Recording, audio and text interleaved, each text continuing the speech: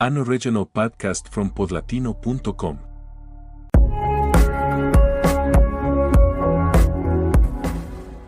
It begins with 4 distorted guitar chords. Simple, raw. Then comes the beat. Relentless, heavy, familiar. And suddenly, everything changes. Smells Like Teen Spirit didn't just open an album, it opened a door to a new sound, to a new voice, to a generation that didn't want a voice, but got one anyway. Nirvana wasn't meant to be the face of anything.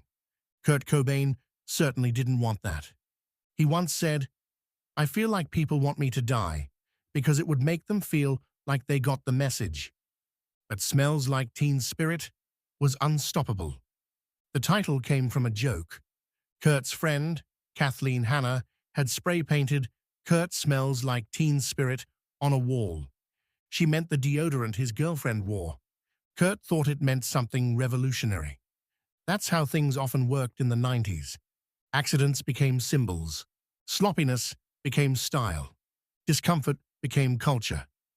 They recorded the song in just a few takes. It was loud, fast, with lyrics nearly incomprehensible. Even Kurt said he didn't know what it meant. He just knew how it felt.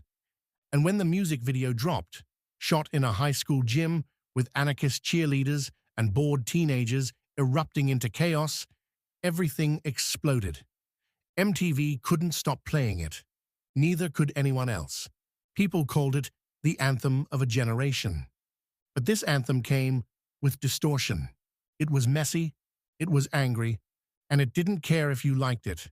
That's what made it real. Smells Like Teen Spirit launched Nirvana and grunge into the mainstream. But it also launched Kurt into a spotlight he didn't want. Suddenly, the kid from Aberdeen, Washington, was on every magazine cover, every stage, every screen. He felt trapped. The world screamed his lyrics back to him, and he didn't know whether to be proud or terrified.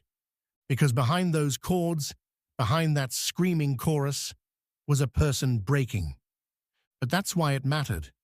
Smells Like Teen Spirit wasn't about changing the world. It was about screaming into the void and realizing you're not alone in it. It was about frustration, boredom, self-destruction, and making noise loud enough to drown them out. For every teenager who didn't fit in.